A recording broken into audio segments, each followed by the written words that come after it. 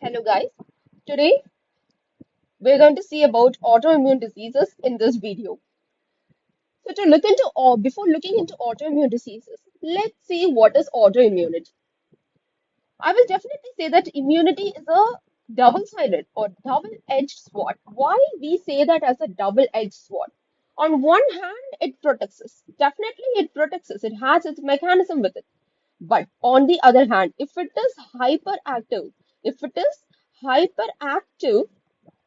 it will lead to certain dangerous diseases called as autoimmune diseases.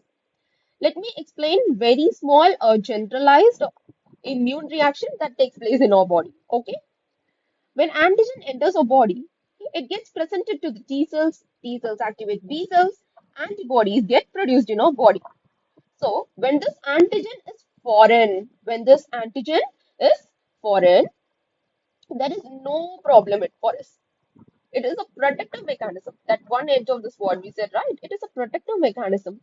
We are very happy with it. Now the immune system is a hero, or immunity is a hero. But if this antigen is a self antigen, do you understand what I mean by? If the antigen recognized by this whole immune reaction is your own body's heart cell, your own body's kidney cell, your own body's liver cell, then is it good for us? No. If it identify our own body cells as antigens, then it will lead to production of antibodies called as autoantibodies and also production of T cells against the self antigen identified on body. The self antigen is nothing but it may be a heart cell in your body, a surface antigen of any kind of RBCs, a surface structure, a kidney cell, a kidney cell, a liver cell. It can be anything. Okay, so that is called as autoimmunity. If the antigen recognized by your body is self antigen, which leads to production of autoantibody and T cells against the self antigen, then that is called as autoimmune. That leads to autoimmune diseases. Now, let's see certain examples of autoimmune diseases. For me, when I started to get into the topic of autoimmune diseases, I just had one disease in my mind, that is rheumatoid arthritis. But there were many. There are two categories for examples. The one is disease mediated by antibodies and the disease mediated by T cells. For the disease mediated by antibodies, there are organ specific diseases and there are systemic diseases. And also for T cells, there are organ specific and systemic diseases. Let's just see an overview of these examples. It is autoimmune hemolytic anemia, autoimmune thrombocytopenia, Goodpaster syndrome, myasthenia gravis, Graves' disease, which are examples of organ-specific diseases or mediated by antibodies. And for systemic, it is systemic lupus erythematosus. And for diseases mediated by T cells, it is type 1 diabetes mellitus, Hashimoto thyroiditis, Crohn's disease, multiple sclerosis. And for systemic, it is rheumatoid arthritis. Guys, please like the video if you like or subscribe, and I will further try to give you mnemonics in the further more videos. Okay, keep subscribed. And now we will see the types. We already got to know what are the types from seeing the examples given here. We can get to know that it is organ specific and systemic. There, so that is the two types already here. Organ specific diseases, systemic or generalized diseases. And another thing is involving more than one organ. Example for it is Goodpaster syndrome, liver and kidney. It involves liver and kidney.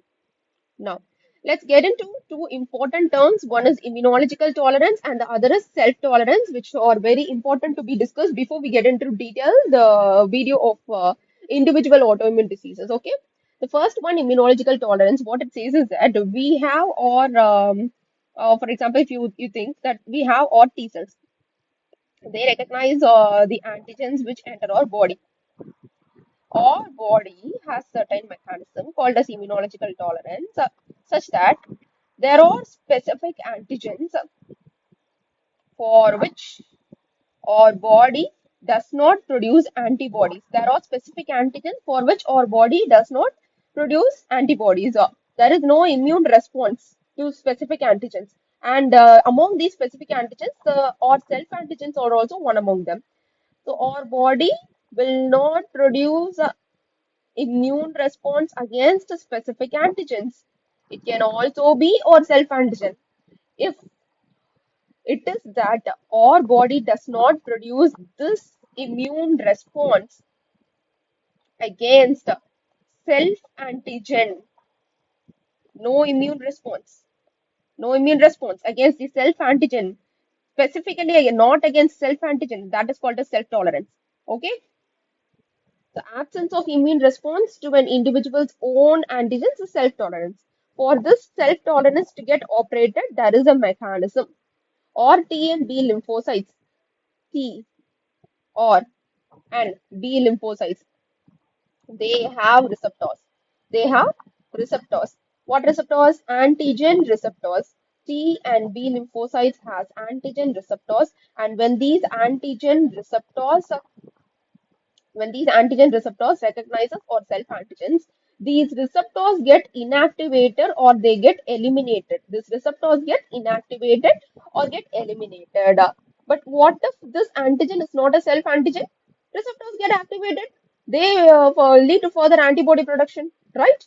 If it is a self antigen, these receptors get inactivated or eliminated. And for this inactivation, certain mechanisms are required.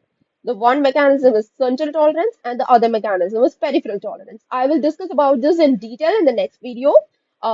Keep subscribed. If you have any queries or if you have any problems in this videos, comment it out. Well, I'm trying to give my full potential and comment out. I'll try to explain more well. Thank you guys.